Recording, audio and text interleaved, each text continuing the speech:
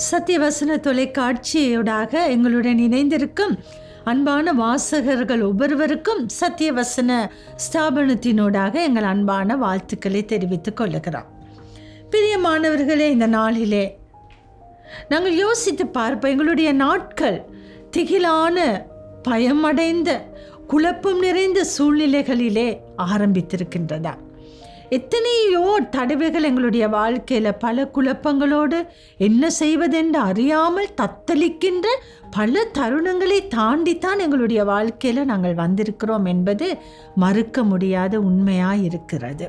இந்த காலையிலும் இந்த நிகழ்ச்சியை பார்த்து கொண்டிருக்கிற நீங்கள் சில வேளை உங்களுடைய பிரச்சனைக்கு முடிவில்லையா, அல்லது ஏதாவது ஒரு குழப்பமான சூழ்நிலையிலே நீங்கள் மிகுந்த திகிலோடு கூட இந்த நிகழ்ச்சியை பயத்தோடு கூட பார்த்து கொண்டிருக்கிறீர்களா?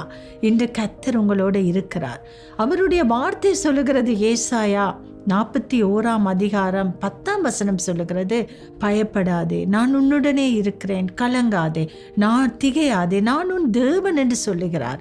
என் நீதியின் வலது கரத்தினாலே உனக்கு நான் சகாயம் செய்வேன் என்று சொல்லுகிறார். இப்படிப்பட்ட வசனங்கள், இப்படிப்பட்ட வாக்குத்தத்தங்கள், தைரியம் ஊட்டுகிற செய்திகளை நாங்கள் அநேக தடவை கேட்டிருக்கலாம். ஆனாலும் அந்த பிரச்சனைக்கு முகம் கொடுக்கிற, அந்த பிரச்சனை வருகின்ற அந்த சூழ்நிலையிலே சடுதியாக எங்களுடைய உள்ளத்திலே வருகிற கலக்கத்தை, அந்த திகிலை, பயத்தை ஒருவராலுமே மறுக்கவே முடியாது.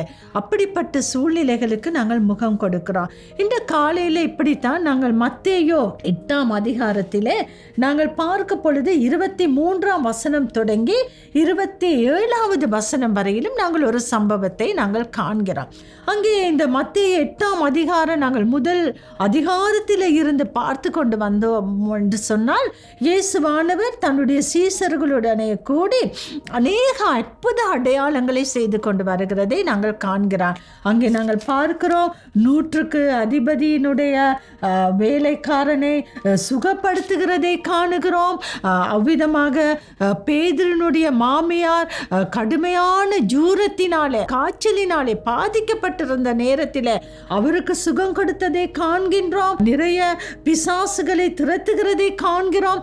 திரளான மக்களுக்கு உபதேசம் செய்து அவர்களை தேவனுடைய ராஜ்யத்தினுடைய வார்த்தைகளினாலே போஷிக்கிறதை நாங்கள் காண்கிறோம். இப்படிப்பட்ட சூழ்நிலைகள் எல்லாம் முடிந்து அங்கே அவர்கள் என்ன செய்கிறார்கள்?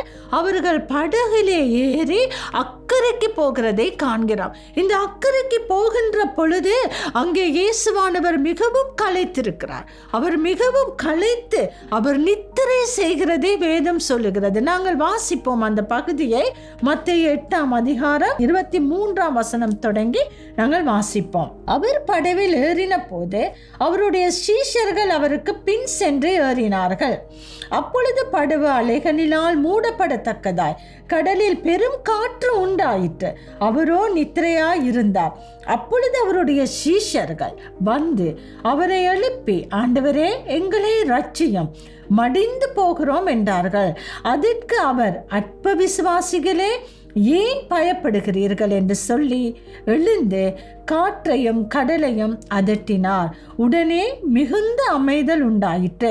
அந்த மனுஷர்கள் ஆச்சரியப்பட்டு, இவர் எப்படிப்பட்டவரோ, காற்றும் கடலும் இவருக்கு கீழ்ப்படுகிறதே என்றார்கள். ஆம், நாங்கள் பார்க்கும் பொழுது அங்கே படகிலே ஏறி அக்கறைக்கு அவர்கள் செல்லுகிறார்கள். அங்கே கப்பலின் பின்னணியிலே இயேசுவானவர் களைத்து போய் அவர் நித்திரை கொள்ளுகின்ற நேரத்திலே சடதியாக ஒரு சம்பவம் நடக்கிறது. அன்று சீடர்களும் இயேசுவானவரும் பயணம் சென்ற படகுகளிலே அங்கே பார்க்க பொழுது கடலிலே பெரும் காற்று வீசுகிறது, புயல் அடிக்கின்றது, சுழற்றி அடிக்கின்றது. அங்கே அலைகள், பெரும் திரளான அலைகள் அங்கே மோதி அடித்து படகை அமிழ்த்தி மூழ்கிறத்தக்கதாக அங்கே பெரிய கொந்தளிப்பு ஏற்படுகிறதை காண்கிறோம். சற்று சிந்தித்து பாருங்கள். அன்று சீசர்கள் படகுகளிலே பயணித்த பொழுது அவர்களுடைய மனநிலை எப்படி இருந்திருக்கும்? பயம், திகில், என்ன செய்வதென்று அறியாத நிலைமை, இயற்கையோடு போராடி வெல்ல முடியாத தருணங்கள் காணப்பட்டது. அவர்கள் என்ன செய்கிறார்கள்? பயத்தோடு திகிலோடு அவர்கள் இயேசுவை நோக்கி சத்தமிட்டு கூப்பிடுகிறார்கள். ஐயரே, நாங்கள் மடிந்து போகிறோம், நாங்கள் அமிழ்ந்து போகிறோம் போகிறோம் என்பதாக அவர்கள் சத்தமிட்டு கொண்டிருக்கிறார்கள். சடுதியாக இயேசு கிறிஸ்து எழும்புகிறார். எழுந்து என்ன செய்கிறார்? அங்கே வேதாகம வசனத்தில் நாங்கள் வாசித்த வண்ணமாக 26வது வசனத்திலே நாங்கள் பார்க்கிறோம். அவர் காற்றையும் கடலையும் அதட்டினார், மிகுந்த அமைதல் உண்டாயிற்று என்று வேதம் சொல்லுகிறது. அப்பொழுது இந்த சீஷர்கள் எல்லாரும் ஆச்சரியப்படுகிறார்கள். ஐயோ, இவர் எப்படிப்பட்டவரோ, காற்றும் கடலும் இவருக்கு கீழ்ப்படுகிறதே என்பதாக அவர்கள் பேசிக்கொள்ளுகிறதை காண்கிறோம். ஆனால் இயேசுவானவர் என்ன செய்கிறார்?